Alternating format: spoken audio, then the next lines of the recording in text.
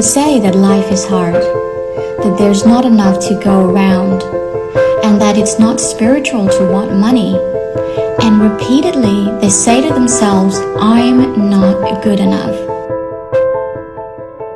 I say that life is filled with possibilities. Abundance is literally all around us. And you being here is more than enough. My name is Arabelle, and my assignment in this life is to question the belief systems, to learn the secrets that are hidden out in the open, and to show others what's possible. Each episode, I bring you a guest or a message that will make you question your choices, challenge your views, dig deep into your beliefs, and wake you up to your truth. Join us as we walk through this thing called life. You ready? Let's do this.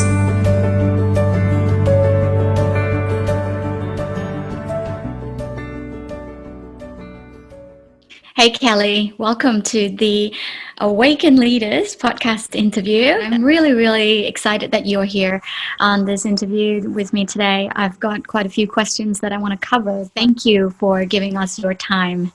You're welcome, Arabelle. It's a pleasure to actually be here speaking with you. And this is the kind of interview that I love. It's something that we don't know where it's going to go. It's more of a conversation, and we'll just see where we end up. I'm really looking forward to actually having a chat with you about whatever shows up today. Yeah, absolutely. You know, you and I, we have these kind of conversations offline, and then we always say that, you know what, we should have recorded this into a podcast interview. And in fact, we've done a podcast interview that was like 3-4 years ago, and I feel that we've experienced so much in life, and I guess we've also grown so much out of those experiences. So I'm going to skip all the introduction because everybody who's listening to this, they can all go and read the post because we've got lots of juicy stuff to talk about. But I've got the first question for you. You know, you're someone who's been working with the horses for a long time, and that's how I got to know you as well. And so one of the questions that I want to ask is, what have you learned so far from working with the horses?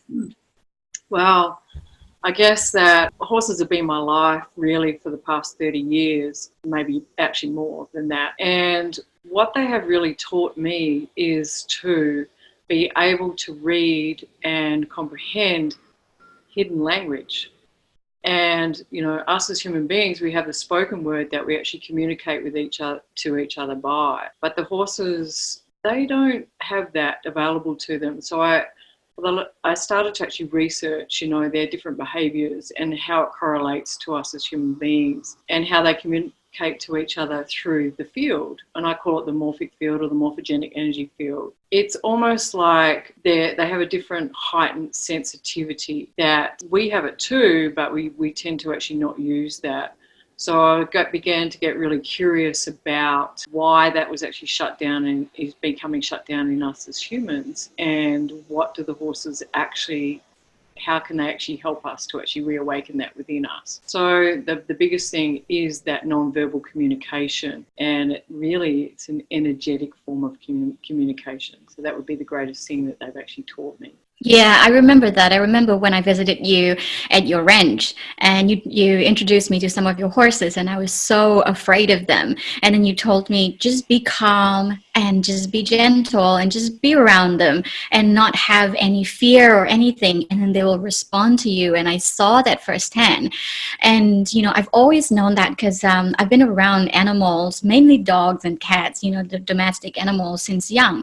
But what I really understood was, you know, I've always been trained to say, sit down, jump, do this, do that, you know, kind of thing. But then being around animals, I realized that there's also another form of communication. And I kind of understood that there's this energy field that they're tapped into. And like you said, you know, we also have access to it, but we're not using it. Why do you think we shut it down? I think because we do have the spoken word, and we rely more on that as opposed to feeling energetics between each other. And it's not also the feeling component, it's also the visual, where we watch body language and we watch micro expressions within other people. We tend to be more becoming lazy in that because we do have the spoken word. And over time, that has just kind of been rubbed out or dulled out in us. So I think that could be from subordination to outside influences. Also, too, I've noticed as myself being a consultant in human behaviour for a lot of years as well, too, is that the communication breakdown that happens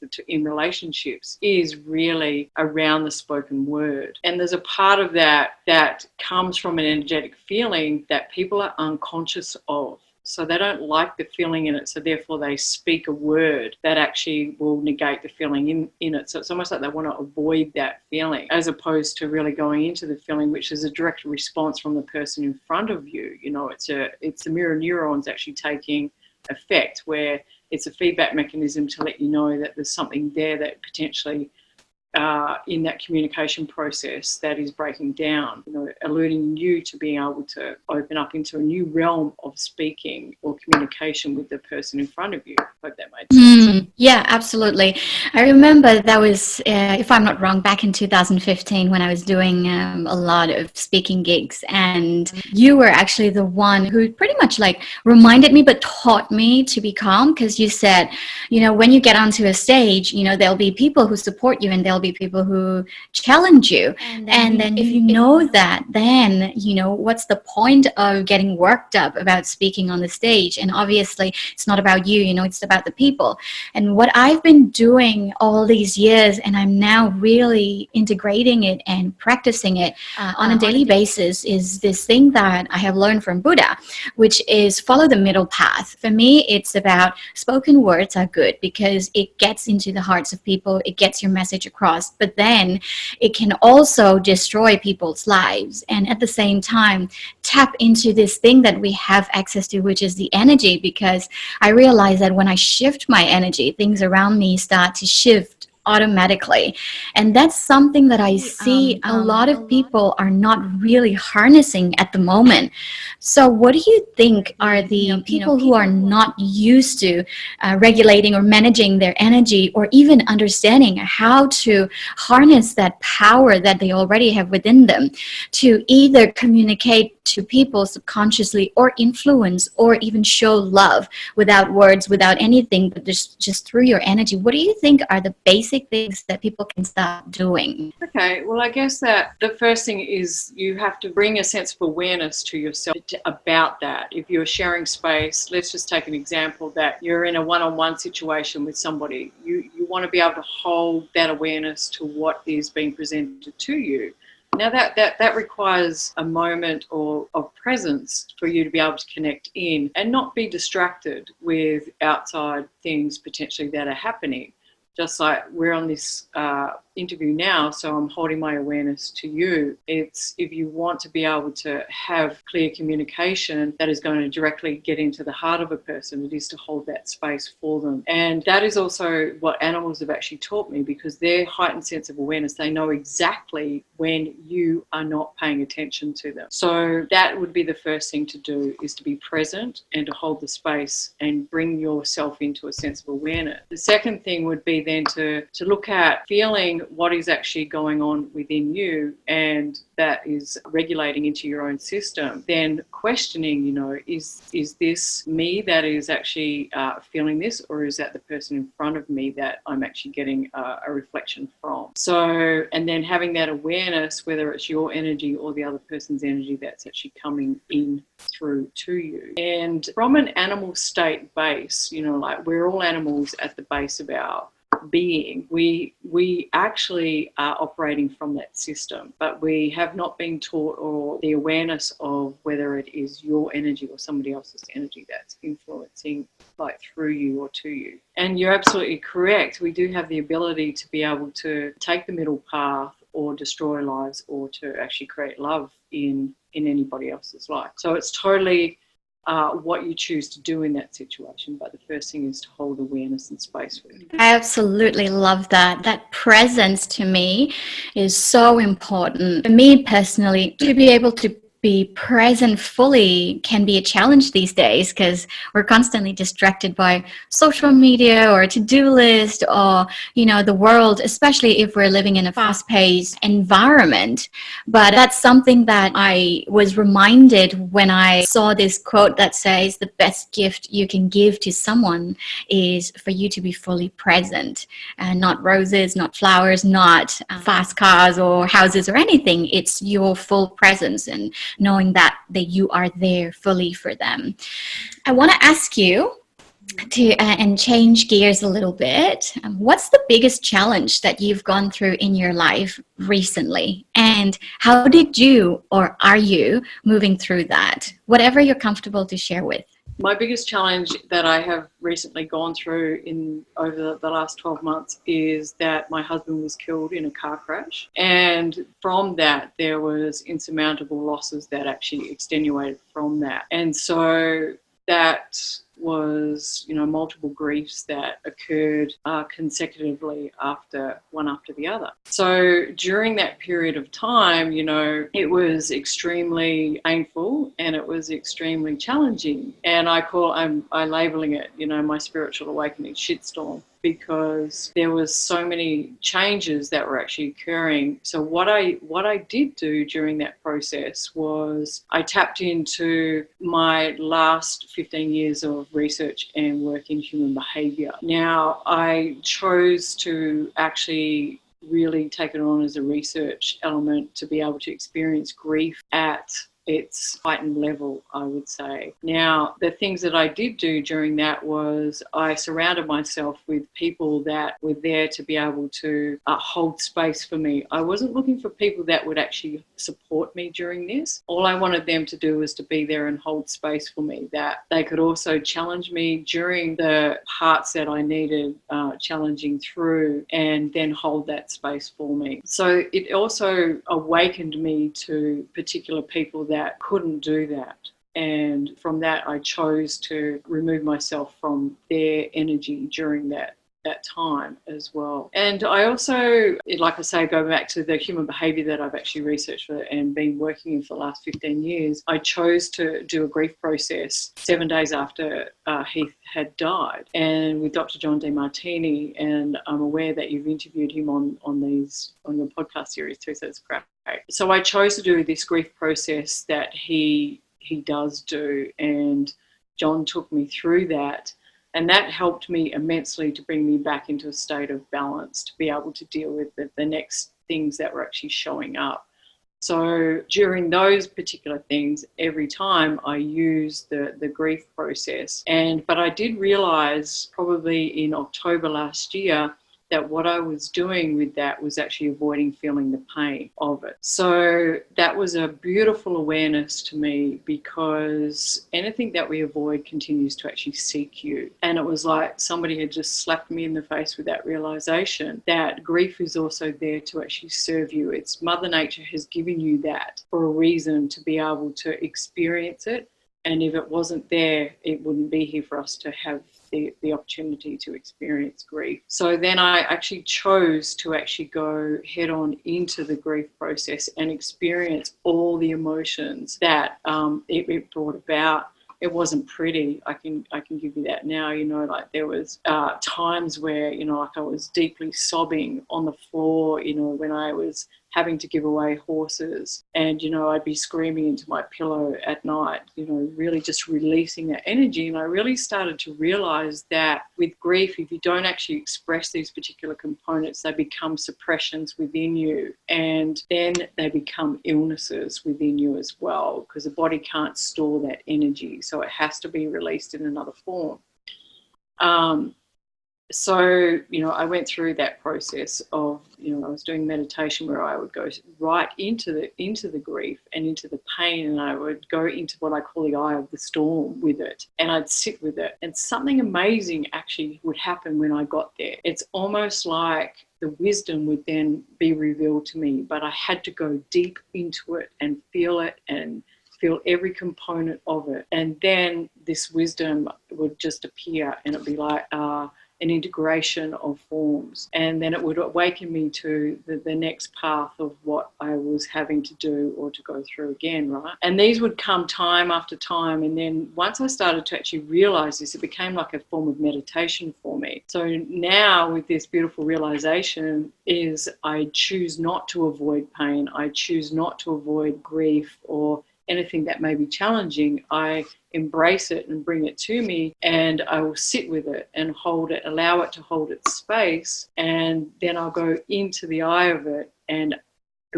this wisdom appears. And all I can say that it has brought me this beautiful sense of non-attachment to material things, non-attachment to, from moment to moment in there, and it's allowed me to actually flow with life. And it's really ineffable what I've experienced during this process. Wow. First of all, again, I'm so sorry for your loss, but then you have gained so much out of it, and as I'm listening to you explaining this, I feel such a mixed emotion of sorrow and at the same time deep appreciation for you of how strong you are and how willing you are to experience all of this. Because I'm also at the same time automatically reflecting in my head and how most of us are so wired to move away from pain, and they say it's our natural human instinct, move away from pain that is uncomfortable and move towards pleasure.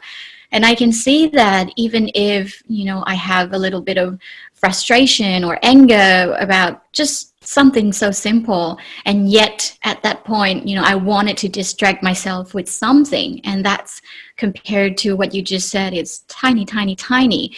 But what I'm practicing, again, that two of my friends, Alexi and Preston, they taught me this, and I practice that daily in my life and remind myself that is how you do anything is how you do everything. So I look at how I do little things, if I get angry because I don't have something to eat in the fridge to, and how I respond to it. And I start to look at myself, how am I responding to something similar or maybe something bigger in my life? Am I responding to it in the same way? It starts to show me how I am being in those moments.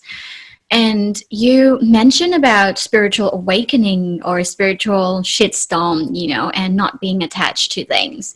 And that is also something that I find so difficult, even for myself. I find that I am more better right now compared to last year or 3 years ago, that I'm less attached to a lot of things, but I'm still attached to a lot of things. And one of the things that I have been questioning a lot, as you know, something that we do all the time, is this thing where, people say that everything happens for a reason in our life and things happen for us. And what we experience in our life, we have somehow co-created it and called it in for our expansion and growth. What do you think of that? Do you think it is always the case? And, even if the most heartbreaking experiences that we have, like what you just experienced or something else, do you think we co-created it? Do you think we've called it in? If not, why do you think they happen for us? I think there's a multitude of different answers within that particular question that you've just posed to me.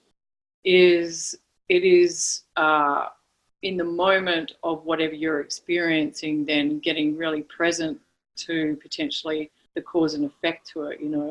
Like we can really go deep and try and find particular cause and effect, but really then within that we're still searching for meaning to avoid potentially what is actually happening. So we want to try and reconcile pain again too. And, it's been just over 12 months since this has all potentially happened. And yes, I've sat in that question, and I call it the existential question.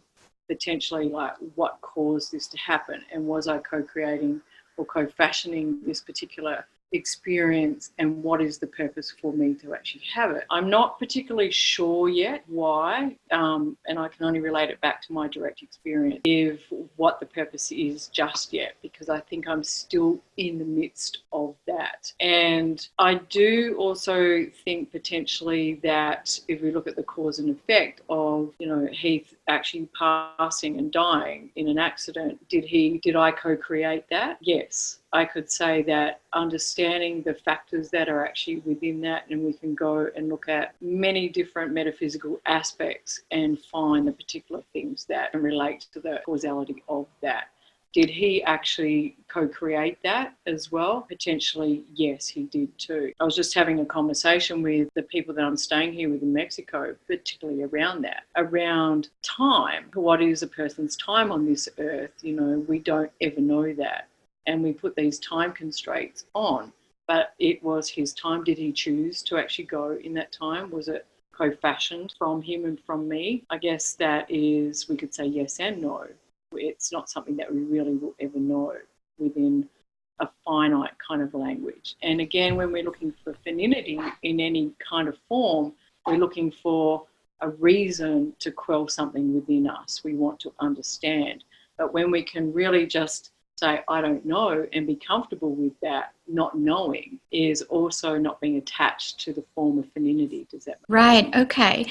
So the question that popped up in my head is this thing where how we're influencing each other, whether we're in the same room or we're in the same, virtual room, we're always influencing each other somehow.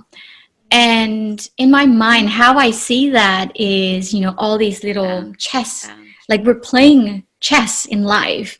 And every move that we make, or every word that's spoken, or every word that we write, I believe that it has an influence on someone's life.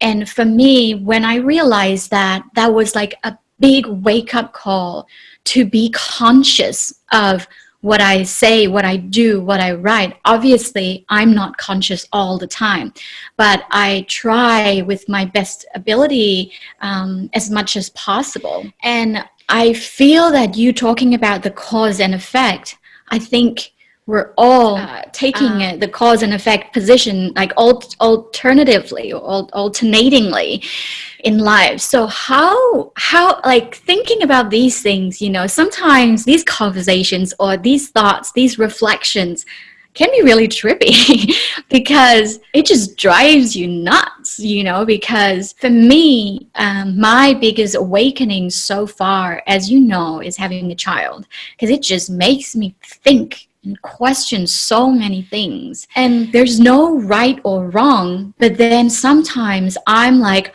I don't know what to do. Because if I do this, I can see I can cause this effect. But then if I don't do this, I can also cause this effect. So what on earth do I do? So my question to you is, knowing the fact that we always have an influence on each other, how do we live consciously? How do we make sure that, or do we need to, like when we're always in a relationship with somebody, whether it's friendship or a romantic partnership or family, and we're specifically those people because they are in our environment most of the time, and we're always influencing each other. What if they choose a path that is not healthy for them? And how do we make sure that we're not influencing them, or do we need to? I think there's a lot of questions within that one statement that you just said, but if I could break it down, we just look at some universal principles or universal laws.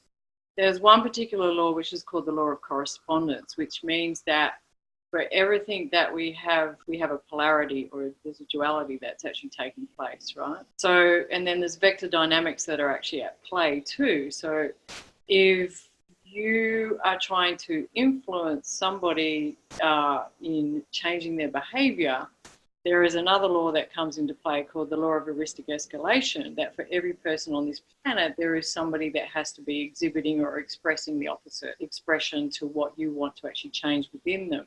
So wisdom is to actually see that person and see where they are actually expressing, both of the things. So like if you want to actually, you're wanting a person, give me an example what you would want to actually change in a person or direct them onto what you would call a better life. At this moment, I can't think of, well, I can think of one, but I'd rather have that discussion separately on this podcast because I'm still in that process. Well, I'll give you an example that, say, I'll just go to a client that is gambling, right? And so we have a judgment upon that client that he is gambling, but we perceive we want to change him to actually be saving money as opposed to actually blowing money. So that you can see that they're corresponding traits in polarity to each other. But realistically, then when we go and actually say, well, where is that person actually saving money and he's also gambling money, we can see them two side by side. Then something actually happens and changes within the energy and frequency within us. So that therefore we no longer want to actually change them for who they are. We can see them for who they truly are, which is exhibiting both sides, right? It'll just be in a different form that is not actually corresponding to your value of the way that you would prefer them to be. But also too, that no two people on this planet can be the same either. And this is what the horses actually taught me, you know, like from species to species, different interspecies communication, is that it's about seeing them for who they are and then communicating in their language to be able to have them understand you so that then you could be understood. So you go back to Stephen Covey's saying that seek first to understand, then to be understood, right? So that brings in compensating laws together, which then integrates to dynamics and therefore you can flow. Yeah, this is a really interesting and a fascinating thing to observe and to research, and it has been part of my research in the last 12 months, specifically over the death of Heath, and I, you know, also wanting to actually confirm particular causes to that, you know, and I've researched and gone and looked at different angles to what potentially could have created that, right? And one of my questions is that, you know, he was giving himself permission to actually live authentically to who he perceived that he was. And so with that, there was like a polarity at play, which had to have a corresponding law at the other side, which we call vector dynamics at play. So, you know, there's a cause and there's an effect example. So when they get too far apart and one becomes polarized, then there has to be what we call a cataclysmic event to change the actual dynamic and bring it back into a state of equilibrium. That goes back to physics and universal laws again as well.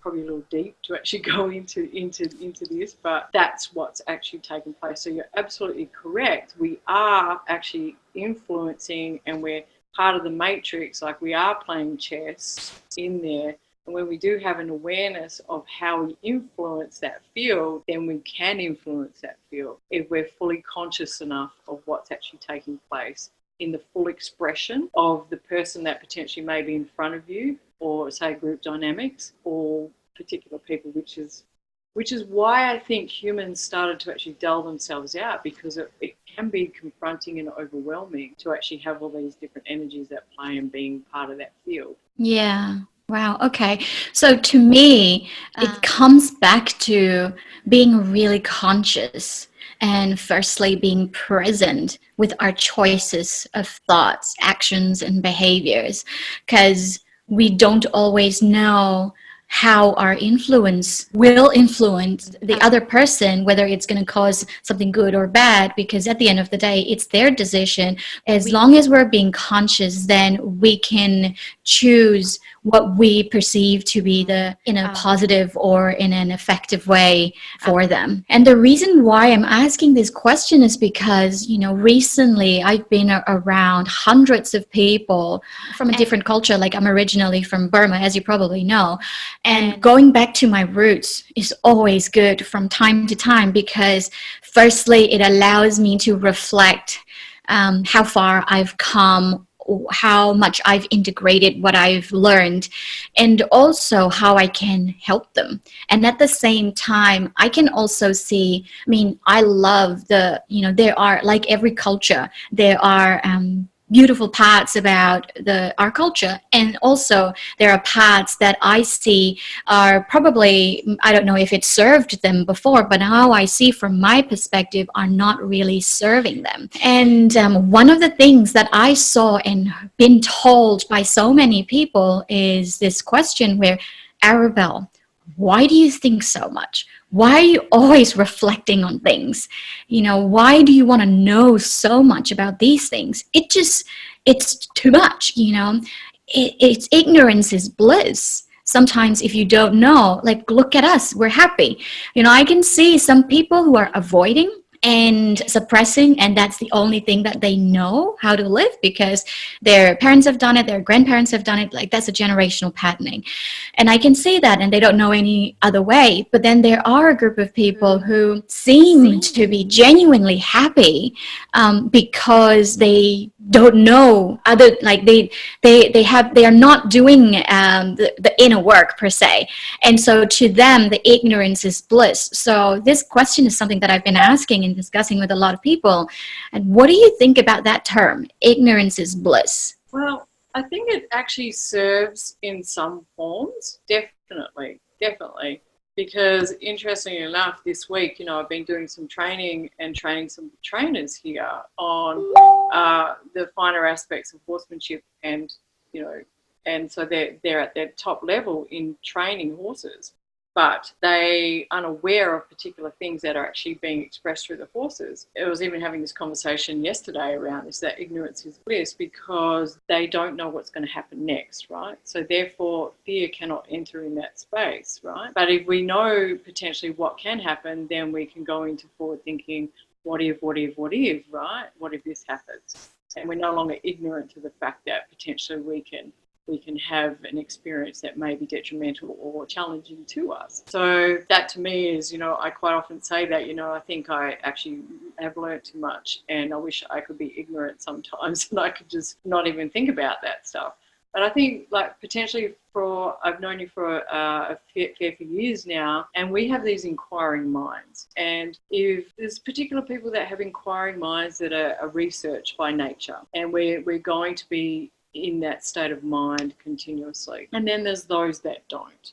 That again is the law of a risk escalation. For those that have an inquiring mind, there's those that don't. And if we were to put all the people on the planet together and to do the data on it, I'm sure that it would probably come out equal 50% do and 50% don't. So I think that if we have an awareness around that's all that is. But I think it does serve those that choose to actually be in that. It does come back to, like I just said, that we are inquiring minds, and that those that aren't, they prefer to be in that space. But when you awaken them to potential information, what happens then? That's what I find interesting. I see those that go, I'm not going there, like I'm just going to stay here in my comfort zone. And then those that awaken and they're like, wow, whoa, what is that? And I'm going to start off onto that journey. That's interesting part to what actually takes place. Observing in my workshops, those particular things that are expressed by students that come, I too see that nearly half of them do that. Half away they go, and half like no way. Half don't come back, and half come back. Yes, that is something that I've seen a lot, specifically the last 3 weeks.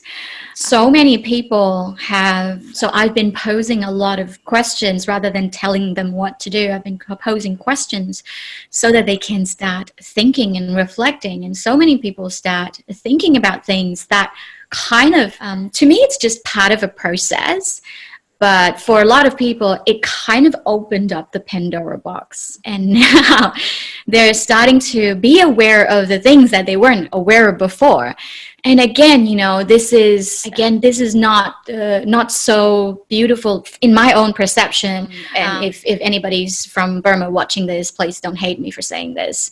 For me, this is sort of like the downside of the culture. And what I've been told quite a lot over the last 3 weeks is, as you know, most of the people who follow me and consume my, the information that I share are mainly women, in Burma as well as in Australia and in the US. And I think part of it is also because maybe I attract more women, and I also notice that women are slightly more open to these things. And one thing that I've been told a lot is a lot of guys are going to hate me because now the women in Burma, they're now thinking and feeling more empowered because now they are aware of things. They feel that they now have more choices. And, that's not good for the conservative male in the country who have a certain idea of how women should be. And to me, that's kind of scary for me. But I'm like, for me, I feel that the right ones who are ready to open and to learn and to receive will show up. And like you say, and for some who show up, they will be like, what are you talking about? It's not for me. And then they'll just leave. But one thing that I notice, and also, again, something that I'm practicing is this thing of taking radical responsibility, because I feel that the moment we open up this Pandora box, or the moment we start having this awareness, then we start to understand where we are contributing to this problem or the thing that's happening in our lives. And the moment we become aware of this, I feel that, if we start to take radical responsibility of where we're taking part in this, what we said earlier about how we're co-creating this, then things can shift drastically, firstly in our life. But then my question is, I found personally within myself that this need of wanting to take ownership and wanting to take responsibility, and the other thing of allowing it to happen. I'm not sure if I'm making sense. Where do you draw the line between the two of taking responsibility and allowing that to happen and unfold naturally? I believe that the guiding light answer is in your intuition. If you're in a situation, it is then being present back to yourself, and your intuition will actually guide you whether to open your mouth in that moment or not, in what you're going to actually reveal, tell, or direct, or influence. I've had many moments in my life where I haven't listened to that and, have open my mouth and been in particular areas that I care not to actually go back and express those particular things again. And it has caused certain things that I'm not proud of, right? But now, again, that brings me back to that sense of awareness and that presence. When you have an awareness with the people that you're actually speaking to or presenting to, you will get a feeling within you of, and that wisdom will come in and say, they're not ready for that. It's too much too soon for them to be able to cope with. And in our human nature, they will run from that. That will incite the flight mechanism within us, because they will feel, that's scary, I can't do that. But you will get the reflection of that through intuition and the feeling, if you're present to that. And to do that, you have to have a sense of presence with the other person, or you actually reveal what you think you should, and you'll wait, and then that message will come, and that'll be the right thing, the right message for that person in the moment. So having that awareness, I think, is pertinent to that question. Beautiful. I love that. I think everything for me personally, everything just keeps coming back to being present and being really conscious, because I feel that that's like the direct route to what you call wisdom, or some people call the higher self or the divinity, or whatever is relevant for them. I want to change gears a little bit, and I want to ask you something about that, something that we're both very committed to, and that's working with the plants, and I know that over the last year to a few years, I'm not entirely sure, you've been working with the plants, specifically around ayahuasca and San Pedro, and I'm sure, I don't know if you've worked with other plants as well. Some people call it drugs, you're just on psychedelics and just going, tripping. But to me, it's very sacred, because the lessons that we receive and the profound shifts that being made within us is just, leaps and bounds. But what have you learned so far from the plants? Oh, a lot, actually. It's interesting. My journey actually into actually working with plant medicine is that being a consultant in human behaviour for many years, I was having clients come to me for integration purposes that had sat with plant medicine. And one of the feedback mechanisms that I get from them is that you don't truly understand it because you haven't sat with it. And I was like, okay, that makes sense, So I embarked on the journey of taking that on. And what I really did realize is the sacredness of the medicine, the sacredness of the actual space and the journey that actually goes with that. It is, yes, personified by other people that it is drugs and you're just going on a tripping experience. But that has not been my experience at all. It is that the sanctity of the energy that is actually held by the particular people that we sit in ceremony with it is about actually honouring the sense of yourself, the plants, Mother Earth and Father Sky. So to me, it's a cosmic vision. It's a universal way of actually being and then going into that space consciously. And it's, to me, there's some beauty that actually sort of is revealed with that. And it's very interesting. I can liken going through the grief process without plant medicine, then sitting in space, sacred ceremonial space, is very similar. When you go into the wisdom of those particular things, if there's particular things that are actually revealed to you that are sometimes ineffable to others to really comprehend. So best left that kept to yourself. And actually this weekend I'm flying out to Peru and I'm going to actually sit in a ceremony down there for 12 days with a beautiful space of people and going into the jungle to actually go into where the actual sacred plants actually come from. So I felt like I wanted to go and sit in the resonance and the frequency of the rainforest and really be in the vibration where those plants actually came from and everything else that's symbiotically related to that, and be in that space to really feel the frequency of it. So I hold that quite dear to my heart because it really opened up me to a new space of consciousness, being in it and also sitting in the space with others that is actually held around it. Is this going to be your first time going to the jungle? Sorry, I'm speaking to Peru specifically. Yes, yeah. I've sat in ceremonial space in other places around. This is the first time that I'm actually venturing into the jungle to be able to sit in that space. So I'm inspired to actually go and have the experience. Sitting with different medicines, I've sat with a few. And so each one is individually likened to its particular purpose, I believe. As we know that San Pedro has its own particular delivery of what the message is that it wants to reveal to you, as does ayahuasca, Cambo, and Hape as well. I think each experience that I have has been unique. I can't say that one has been similar or the same. Every single one has been completely unique. I 100% agree with everything you just said. And the question that I want to ask is, from my own personal observation so far with the medicines, is a lot of people say that, those who believe in spirits and external forces, they believe that when they are on the medicine journey, they believe that all these external forces, the spirits, they come to them and do the healing on them. And then I've also seen some people who don't believe in any of that, and they feel that it opens them up, and then they start to realize and understand, and the wisdom that's already there, it emerges. So for me personally, it doesn't matter whether they believe that the spirits come to them or the wisdom emerges. What they receive during that time, they receive what they're supposed to receive. But my question is more around, some people, when they go on a healing journey, they experience healing through light and bliss and, butterflies and angels coming to them. And then some people, when they go through the healing journey, they experience like it's brutal. They're dragged to hell and they get burned or eaten by all these things, and then they get reborn. What do you think it is? Do you think that it depends on what they believe, how their healing should be, and it dictates the experience in the medicine?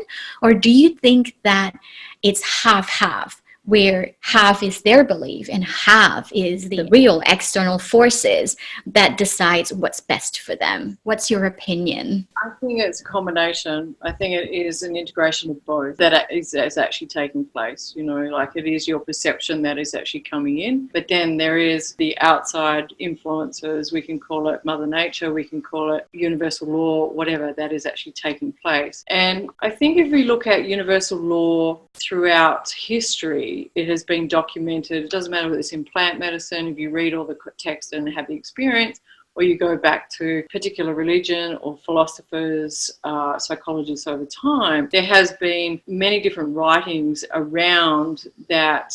You know, we have to go through challenges to be able to be rebirthed into different or into new phases of life. And without those particular challenges, that we don't actually grow. And we can look at the Hindu construct of Brahma, Vishnu, Shiva, you know, like builder, maintainer, and destroyer, is that's what is actually taking place in nature anyway. And if you really look out in nature, you can see that there is destruction, which is challenge. There is building, which is rebirth. And then there is maintenance, which is a balance form of life. So we are actually getting all of that when we're in a journey with plant medicine. And I think it is just symbiotically actually related is what universal law is, or universal nature. And it would be interesting to actually communicate with those particular people that perceive that they've had a whole full-on blissed out experience. And I'd ask specific questions, you know, like where was the other side actually playing out, because it would have to be there. And are they just actually regurgitating what other people want them to hear, or what they're actually searching for and avoiding? So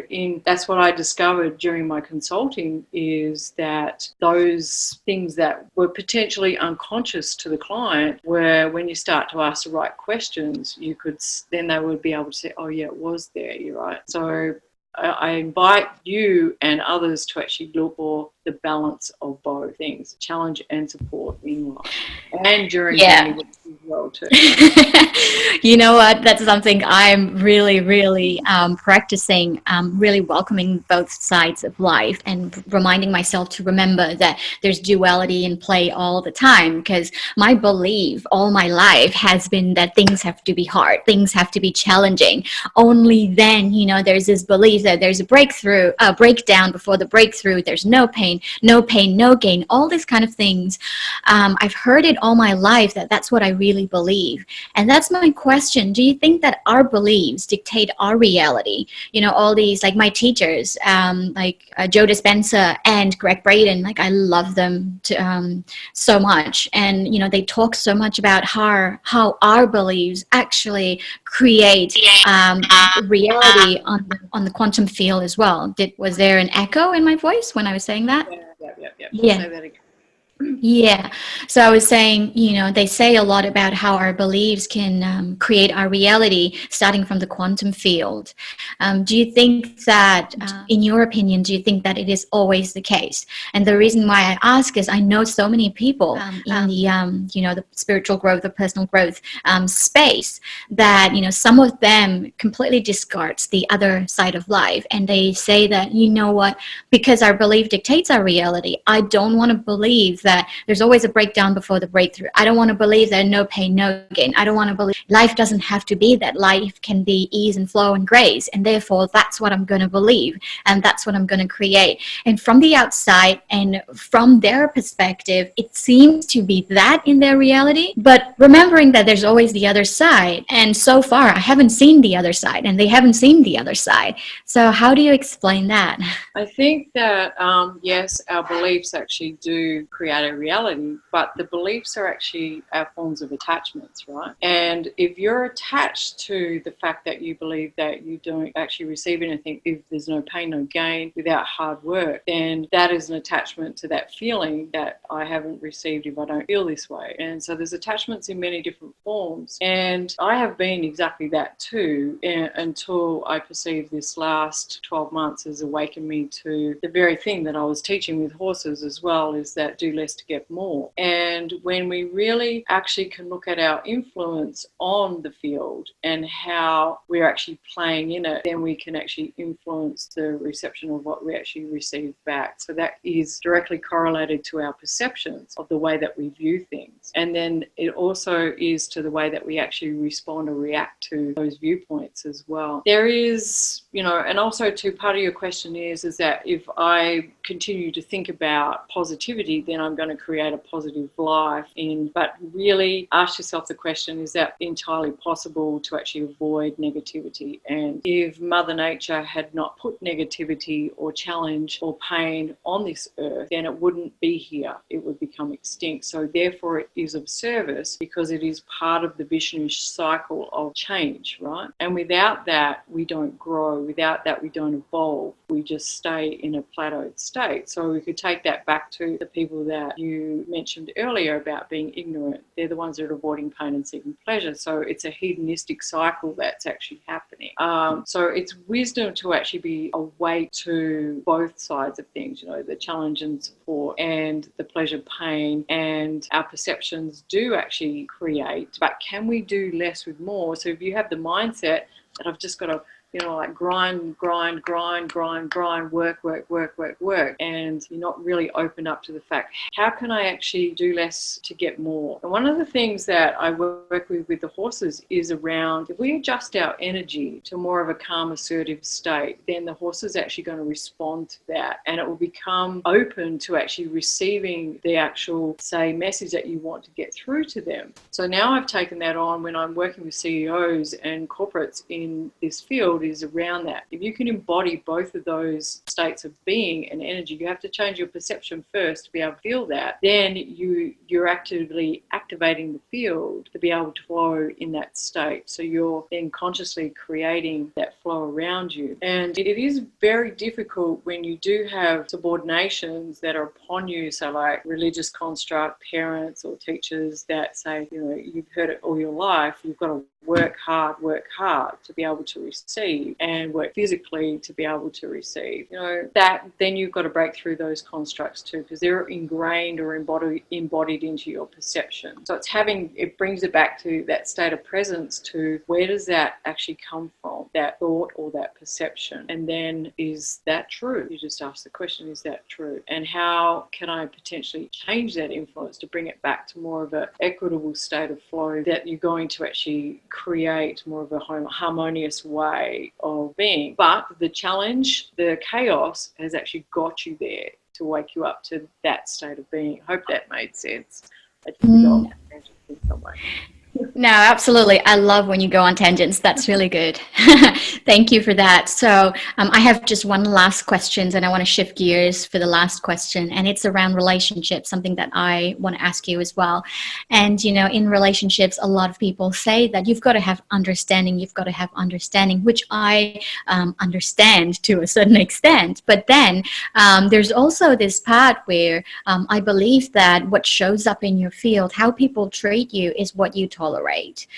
I feel that we're always, again, influencing or training other people how we want to be treated.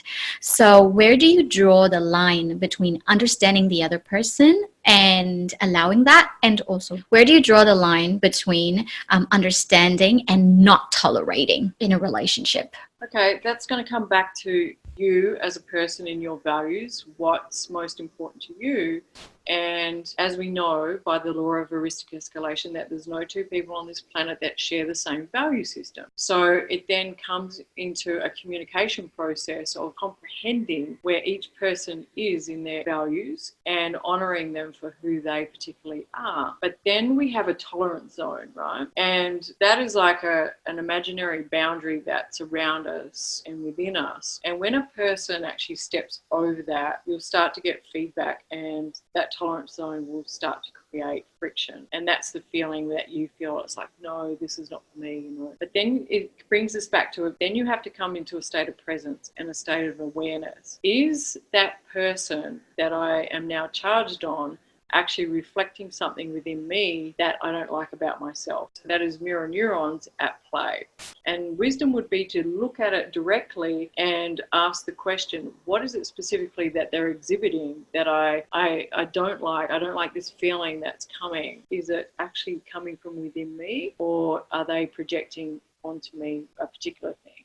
In my experience, it is you will take so much of particular feelings or expressions until your tolerance zone is actually pushed, and then you'll say, right, I've got to set a boundary on that, which is relationary to your values. And if you start to actually go apart with a partner, because the tolerance zone is actually being pushed, it means that you're having a value shift between each other. And all relationships are not meant to be together forever, and they are cyclic, and they are here for a time period. And that is, if you're meant to go apart, that will happen. If you're meant together, that will happen too. If you have an awareness over being able to know what your tolerance zones are. So in the work that I do, I teach my clients about the not negotiables. What are your not negotiables? So what is it that you're going to tolerate, and what is it that you're not going to tolerate? And generally we will say, list out 5 to 10 things that are your not negotiables. You have that conversation with your partner and say, that is not negotiable. You cross over that line, then there's going to be consequences.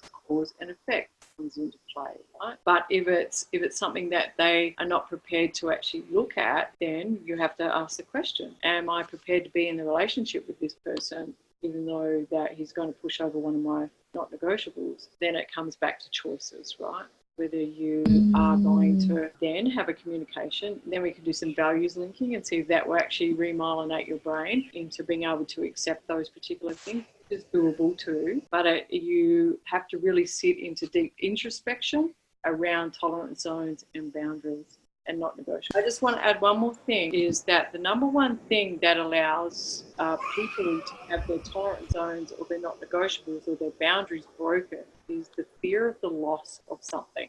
So that is also coming back to attachment. So then I would go in and have a look at what are they attached to that they're going to continue to actually break their own boundaries or their own rules, right? And it's generally, around security, finances, etc., etc.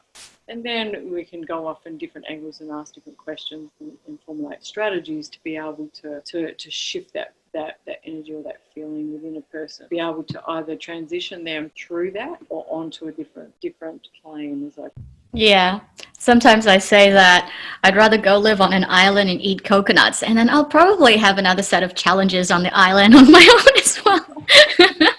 I can say that from direct experience, relinquishing all attachments. I made the conscious decision to leave everything that I knew, to leave the security of a house, a ranch, everything, and pack into 2 suitcases and be homeless as such, right? And that's an interesting place to be. But it's also awakened me to the beauty of simplicity. And that's what it leads me to, looking at what are we attached to? And I find so much more meaning and purpose into being able to be without these particular attachments and be here with my laptop, my phone, and my 2 suitcases and traverse the globe and tap into different people and really be present with their way of being around the world. So it has its benefits.